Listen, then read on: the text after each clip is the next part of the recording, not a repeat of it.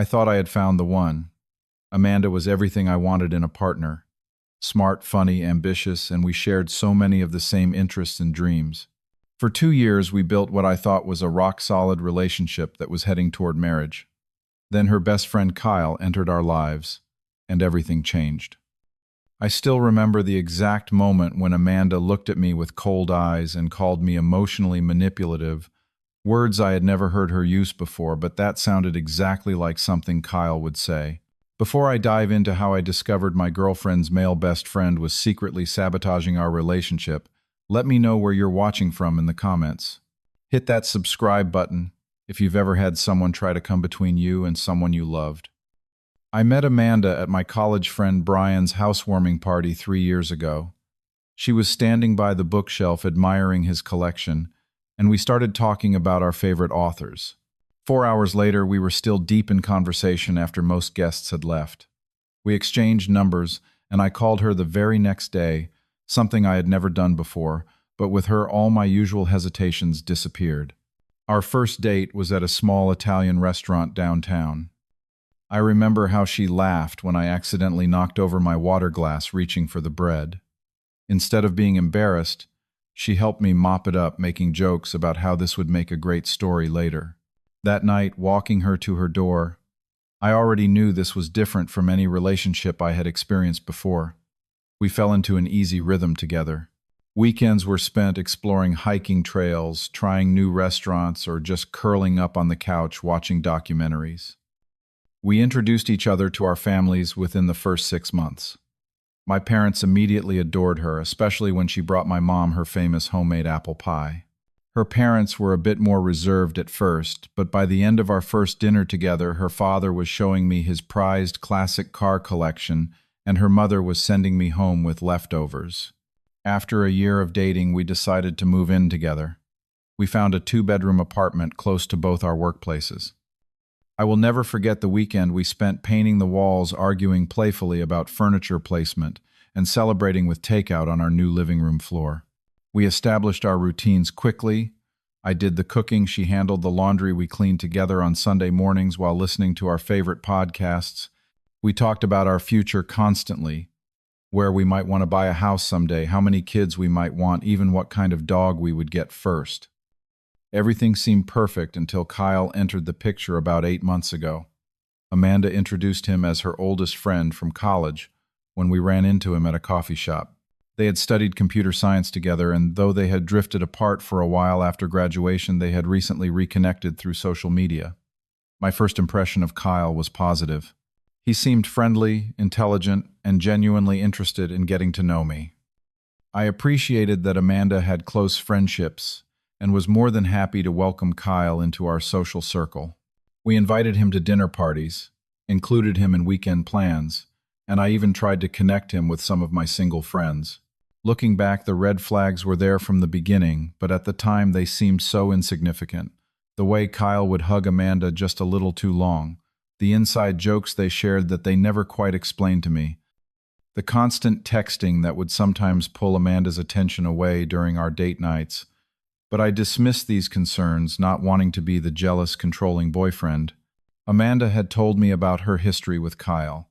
They had met freshman year and bonded over being the only 2 students in their advanced programming class who struggled with the material. They had pulled all-nighters together studying, celebrated their successes, and supported each other through the stress of exams and job hunting. They had remained friends after college but lost touch when Kyle moved across the country for work. He had recently moved back to our city for a new job opportunity. I made genuine efforts to befriend Kyle. We discovered a shared interest in rock climbing, and I invited him to join me at the local gym. We had conversations about technology and politics where we seemed to find common ground. He even helped me pick out a birthday gift for Amanda, which she loved. I thought we were developing our own friendship. The first indication that something was off came during a dinner with friends. Kyle made a comment about how I always have to be the center of attention after I told a story about a work presentation. Amanda laughed it off, saying, "That is just his sense of humor, John. Do not take it personally." I smiled and let it go, not wanting to create tension, but something about the comment stuck with me. As the weeks passed, I found myself increasingly uncomfortable with Kyle's presence in our lives, but I kept telling myself I was overreacting. Amanda valued this friendship, and I wanted to be supportive of the relationships that were important to her. I had no idea how quickly things would deteriorate from there.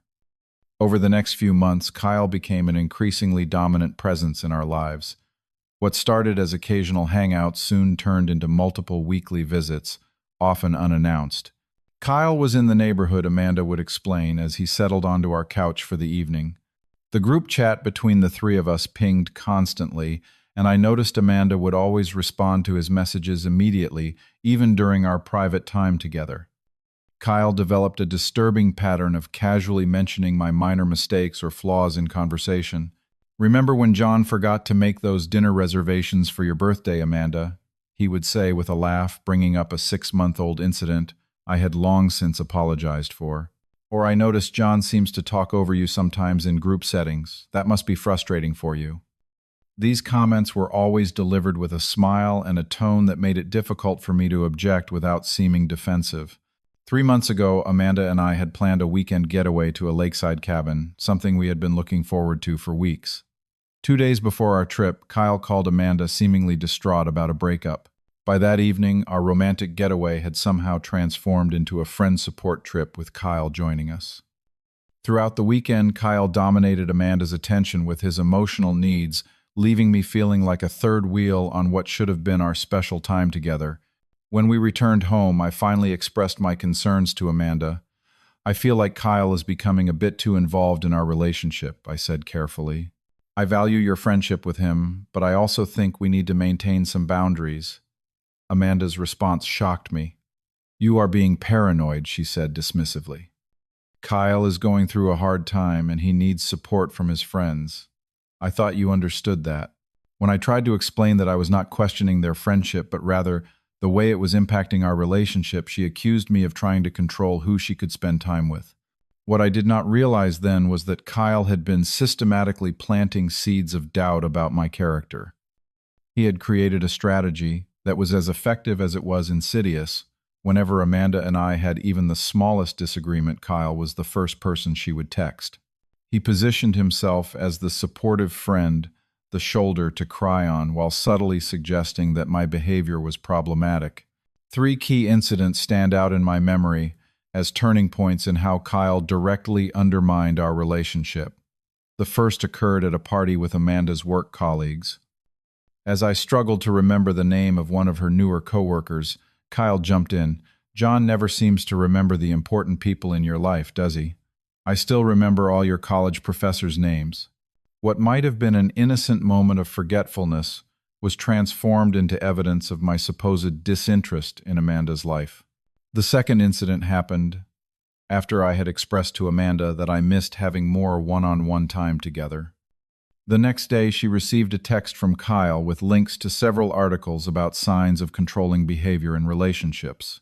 When I caught a glimpse of the message, Kyle had highlighted passages about how isolating partners from friends is a red flag. Amanda became defensive when I questioned this, accusing me of snooping, though the message had popped up while she was showing me something on her phone.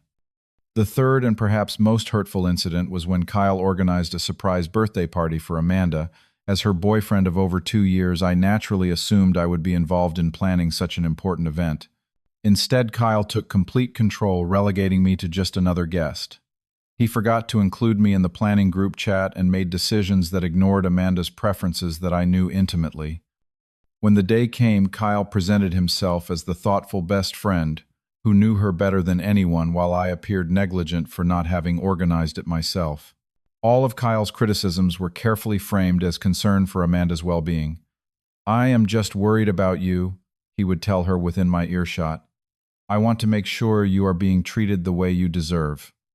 This positioning made it nearly impossible for me to object, without seeming like I was confirming his portrayal of me as controlling or uncaring. Gradually, I noticed Amanda adopting Kyle's perspective and questioning my motives for normal relationship behaviors. If I suggested a quiet night in, she would ask if I was trying to keep her away from her friends. If I forgot to text back immediately because I was in a meeting, she would accuse me of being emotionally unavailable. These were never phrases she had used before. They were Kyle's words coming from her mouth. The most painful aspect of this situation was watching our mutual friends slowly turn against me. At a dinner party hosted by our friends Tom and Lisa, Kyle masterfully turned the group against me through a series of backhanded compliments and jokes at my expense. "John is so ambitious with his career. It is amazing. Amanda does not feel neglected," he said, raising eyebrows around the table. By the end of the night, I could feel the shift in how our friends looked at me, with subtle suspicion and concern for Amanda. Each time I tried to calmly discuss the situation with Amanda, my concerns were twisted to make me seem paranoid or jealous. "Kyle says it is common for insecure partners to try to come between old friendships," she told me after one such conversation. "He thinks maybe you should talk to someone about your trust issues." The irony of this statement was painful. Kyle had successfully convinced Amanda that my legitimate concerns about his behavior were actually evidence of my psychological problems. As weeks passed, Kyle positioned himself as the rational friend, while portraying me as emotionally unstable. He would offer Amanda objective analyses of our disagreements, always finding ways to suggest that I was the problem. What hurt most was seeing Amanda, an intelligent and normally perceptive person, completely fall for his manipulation. The woman who had once looked at me with such love and trust now regarded me with suspicion, all because of the poison Kyle had been whispering in her ear. The breaking point came on a rainy Tuesday evening. Amanda had left her laptop open on the kitchen counter while she took a shower. I was not snooping. I would never invade her privacy intentionally. But as I passed by, I noticed a long message thread with Kyle prominently displayed on the screen. What caught my eye were the words "toxic relationship patterns" in the subject line of an article he had sent her. Curious and increasingly concerned, I glanced at the conversation. Kyle had sent Amanda multiple links to articles about identifying toxic relationships, with specific passages highlighted that twisted descriptions of my normal behaviors into evidence of emotional manipulation. Next to a highlighted section about partners who discourage independent friendships, Kyle had written, "Sounds familiar. Remember how John reacted when you wanted to go to my company party? I felt physically ill reading through the bouts." Exchanges. Kyle had been sending these messages for weeks, each one framing me as increasingly dangerous to Amanda's well-being. Even worse, I could see Amanda's responses gradually shifting from initial defense of me to growing concern about our relationship. When Amanda emerged from the shower and saw me standing by her laptop, her face immediately hardened with anger. "Are you going through my private conversations?" she demanded, slamming the laptop closed. "I was not snooping," I explained. The messages were open, and I saw my name next to words like toxic. "Amanda, Kyle has been systematically trying to convince you that I am abusive." What followed was the worst argument of our relationship. Amanda accused me of invading her privacy, of being paranoid about Kyle, and of trying to control her friendships. And then came the moment I will never forget. Amanda looked at me with cold, unfamiliar eyes and said, "Kyle is right. You are emotionally manipulative. You have been subtly controlling me for months, and I did not even see it." The shock of hearing her parrot Kyle's exact phrasing hit me like a physical blow. In that moment, I realized how deeply Kyle had influenced her perception of me. This was not my Amanda speaking. These were Kyle's words, Kyle's thoughts, Kyle's manipulation coming through her. The argument escalated to Amanda issuing an ultimatum. I needed to work on my issues that Kyle had identified and accept that he was an important part of her life, or our relationship would be in jeopardy. She suggested I start therapy to address my controlling tendencies, another of Kyle's suggestions I later learned. I spent the next week in a state of painful reflection. I stayed with my brother for a few nights to give us both space. During that time, I carefully considered whether there was any truth to these accusations. Was I controlling? Was I emotionally manipulative? I spoke with my closest friends, my sister, even my former girlfriend, with whom I had remained on good terms. All expressed surprise at these characterizations of me. More damning evidence of Kyle's manipulation emerged when I received a call from our mutual friend Sarah. "I need to tell you something," she said hesitantly. "Kyle has been telling people at parties that you are emotionally abusive to Amanda. He has been saying this for months, even before you two were having problems. This revelation confirmed what I had suspected. Kyle had been actively working to sabotage our relationship from the beginning. He had been playing a long game, slowly isolating Amanda from me and turning her against me through constant subtle suggestions and outright lies. After days of soul-searching, I made the painful decision to end the relationship. I could not continue fighting an invisible battle against Kyle's influence. A relationship without trust is already broken, and Amanda's trust in me had been systematically destroyed by someone she believed was looking out for her best interests. I spent an entire day preparing for the conversation, gathering evidence of Kyle's manipulation, organizing my thoughts, and mentally steeling myself for what I knew would be one of the hardest things I had ever done. I decided to have our final conversation at home, in the apartment we had shared for the past year. I wanted a private, calm environment where we could talk without interruption. I cooked dinner, her favorite pasta dish, and set the table nicely, not as manipulation but as a final act of care. When Amanda arrived home from work, I could see confusion in her eyes at the unusual setup. "What is all this about?" she asked, setting down her bag. "I wanted us to have a real conversation," I replied. "There are some things I need to say, and I hope you will listen with an open mind." Over dinner, I carefully presented specific examples of how Kyle had been undermining our relationship. I showed her screenshots Sarah had sent me of conversations where Kyle had called me abusive. I pointed out the pattern of how arguments between us always seemed to escalate after she had spoken with Kyle. I reminded her of how her language about me had changed over time, adopting Kyle's specific phrases and perspectives. Her initial reaction was defensive. "You are just jealous of my friendship with Kyle," she insisted, though with less conviction than before. "He is looking out for me." "Amanda," I said gently, "I have always supported your friendships. But Kyle is not acting like a friend. He has been actively trying to come between us for months." As I continued presenting evidence, I could see confusion replacing defensiveness in her expression. The timeline I laid out made the pattern undeniable. Kyle's increasing presence in our lives had directly corresponded with the deterioration of our relationship. When I finally said I cannot continue in this relationship, her face transformed with shock. "You are breaking up with me," she gasped, as if this possibility had never occurred to her. "Over Kyle, you cannot be serious." "I am not breaking up with you over Kyle," I explained. "I am ending our relationship because the trust between us has been broken. You have been willing to believe the worst about me based on someone else's word rather than what you have experienced with me over 2 years together." What followed was a painful, emotional roller coaster. Amanda cycled through disbelief, anger, and finally desperate bargaining. "I will stop talking to Kyle," she promised, tears streaming down her face. "We can go to couples therapy. Please do not do this." I maintained a calm but firm boundary. Once trust is broken this deeply, it is very hard to rebuild. You did not just disagree with me or question me. You accepted someone else's complete reinterpretation of our entire relationship and my character. "I was confused," she pleaded. Kyle was so convincing. "He said he was just concerned about me." "That is exactly the problem," I responded. "If 2 years with me could be undone by a few months of Kyle's influence, then this is not the solid foundation I thought we had." I had already packed a bag with essential belongings, planning to stay with my brother while I figured out longer-term arrangements. As I moved to get my bag from the bedroom, Amanda followed, alternating between anger, "You are giving up without even trying to fix this," and pleading, "Please, John, I love you, we can work through this." The hardest moment was walking out the door with her crying behind me.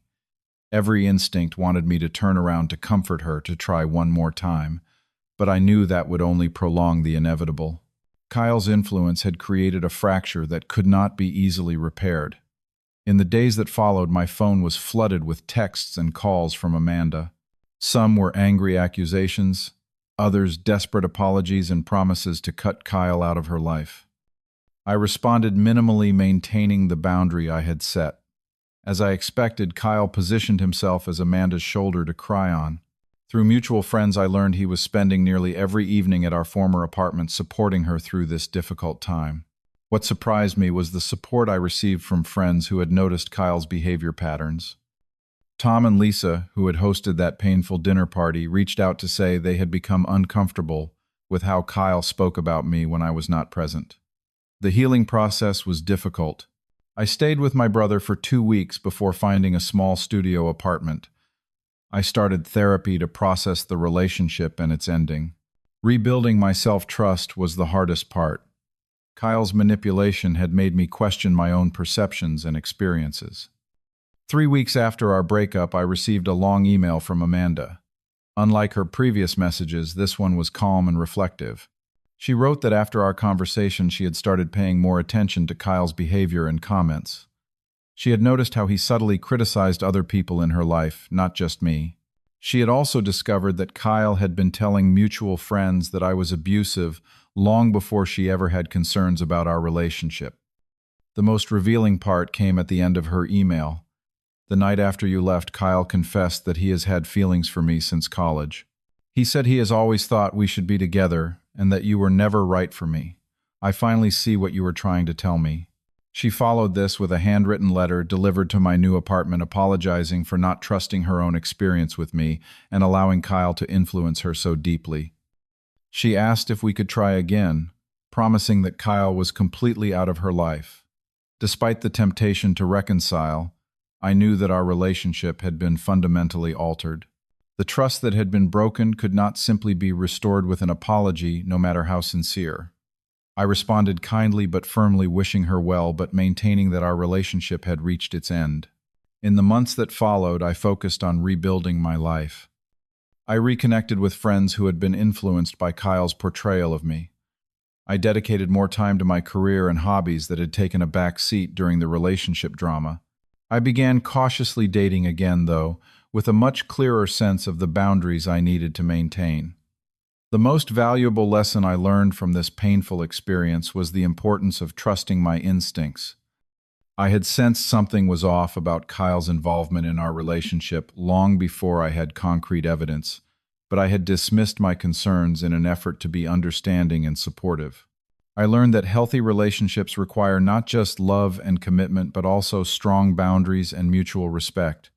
I also gained a deeper understanding of how manipulative people operate.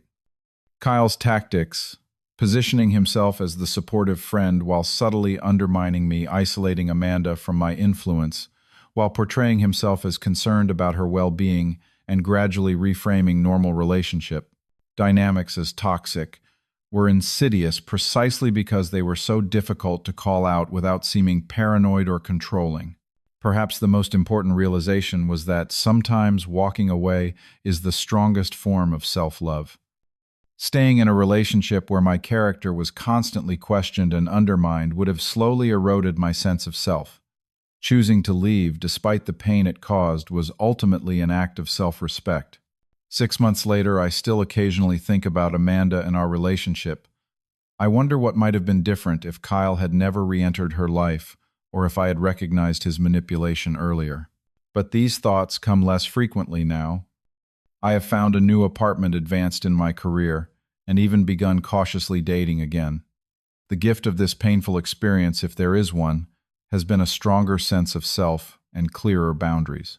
I now know what red flags to watch for, both in potential partners and in the people they surround themselves with. I have learned to speak up earlier when something feels wrong, rather than dismissing my own concerns. For those of you watching who might be dealing with someone trying to come between you and your partner, my advice is simple. Trust your instincts, communicate openly about your concerns, and remember that healthy relationships require boundaries. Sometimes the people closest to us can be the most blind to manipulation, especially when it comes from someone they trust. And remember, having the courage to walk away from a situation that diminishes you is not failure. It is an act of self-respect that makes room for something better to enter your life. Have you ever had to deal with someone trying to sabotage your relationship? Share your experiences in the comments below. If this story resonated with you, please like, subscribe, and share it with someone who might need to hear it. Thanks for listening, and remember, you deserve relationships built on mutual trust and respect.